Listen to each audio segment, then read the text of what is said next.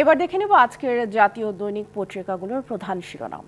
প্রথমেই আমাদের সামনে আছে প্রথম আলো, এবং প্রথম আলোর প্রথম পাতার মাঝে যে সংবাদটি স্থান পেয়েছে তার শিরোনামটি হলো কর বাড়ানোর উদ্যোগে ক্ষুব্ধ ব্যবসায়ীরা। অর্থাৎ চলতি অর্থবছরের মাঝপথে এসে সম্প্রতি যে ভ্যাট, সম্পূরক শুল্ক সহ বিভিন্ন ধরনের কর বাড়ানোর সিদ্ধান্ত নিয়েছে সরকার, সেটি আসলে ব্যবসা বাণিজ্যের ক্ষেত্রে নতুন সংকট তৈরি করবে বলে ক্ষোভ প্রকাশ করেছেন ব্যবসায়ীরা। সেই বিষয়টি গুরুত্ব পেয়েছে এই সংবাদে। এরপর আমাদের সামনে আছে সমকাল, এবং সমকালে প্রধান যেই শিরোনামটি আমরা দেখতে পাচ্ছি, কোম্পানি নিচ্ছে দুধের স্বাদ, খামারের মনে বিষাদ। অর্থাৎ দুধের দাম বাড়লেও দুধের দাম বাড়ার কারণে নিম্নবিত্তের খাদ্য তালিকা থেকে বাদ পড়ছে প্রোটিন, যে বিষয়টি এখানে গুরুত্ব দেওয়া হচ্ছে। এবং দুধের দাম বাড়লেও খামারের পকেটে কিন্তু সেই উপার্জনটি যাচ্ছে না, সেটি আসলে কোম্পানিগুলোর কাছেই যাচ্ছে, সেই বিষয়টিকেই এখানে গুরুত্ব দেওয়া হয়েছে।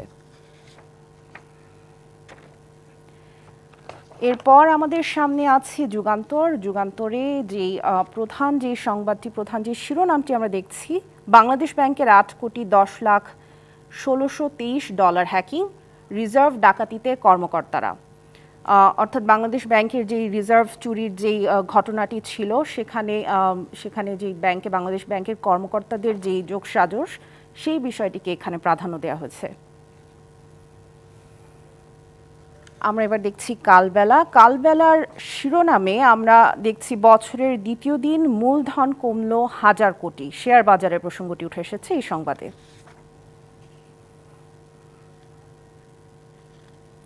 এরপর আমাদের সামনে আছে বাংলাদেশ প্রতিদিন, এবং বাংলাদেশ প্রতিদিন গুরুত্ব দিয়েছে মধ্যস্বত্বের পকেটের টাকা, বাজারের শৃঙ্খলা ফেরেনি, ক্ষতিগ্রস্ত কৃষক ও সাধারণ ভোক্তা, এই সংবাদটিকে গুরুত্ব দিয়েছে তারা।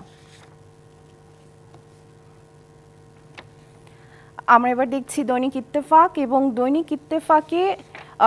দৈনিক ইত্তেফাকেও সেই কর বাড়ানোর যেই প্রসঙ্গটি, সেই সংবাদটিকেই তারা প্রাধান্য দিয়েছে। রেস্তোরাঁ ও পোশাক সহ 43 পণ্য ও সেবায় 15% ভ্যাট, কর বাড়ানো হলেও তার সামগ্রিক মূল্যস্ফীতিকে তেমন প্রভাবিত করবে না, অর্থ উপদেষ্টা বলেছেন, সেই বিষয়টি এই সংবাদে উঠে এসেছে। কালের কণ্ঠে যেই প্রধান যেই সংবাদটির শিরোনাম আমরা দেখতে পাচ্ছি, বাণিজ্যের লোভে মামলার ফাঁদ। অর্থাৎ যে অসাধু চক্রের যে মামলা তুলে নেওয়ার বিনিময়ে আসলে যে অর্থ দাবি করেন, সেই অসাধু চক্রের বিষয়টি কিন্তু আসলে এই খবরে উঠে এসেছে, আমরা দেখছি। এরপর আমরা চলে যাচ্ছি বণিক বার্তায়, এবং বণিক বার্তায় প্রধান যেই সংবাদটি আমরা দেখছি, অস্থিরতা অসন্তোষের 6 মাসে 19 বিলিয়ন ডলারের পোশাক রফতানি, প্রবৃদ্ধি 13.28%।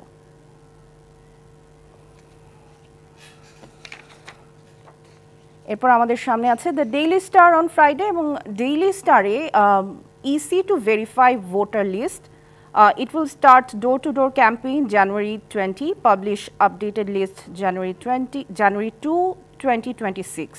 BNP terms the move absurd. এর সাথে আমাদের সামনে রয়েছে দ্য ডেইলি অবজারভারে রয়েছে যেই সংবাদটিকে প্রাধান্য দেওয়া হয়েছে, সেটি হচ্ছে acute gas crisis derails industrial growth. অর্থাৎ গ্যাস সংকটের কারণে যে শিল্প খাতে যেই বাণিজ্য খাত যে স্লথ গতির হয়ে যাওয়ার বিষয়টিকে এখানে প্রাধান্য দেওয়া হয়েছে।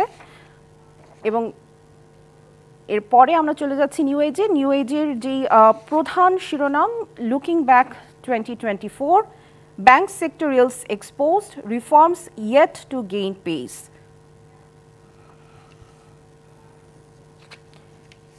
এরপরে আমাদের সামনে আরও রয়েছে the Business Standard Friday. The Business স্ট্যান্ডার্ডের যে প্রধান সংবাদটি আমরা দেখছি, তার শিরোনাম অনেকটা এরকম, NBR's single window system launched to streamline business functions.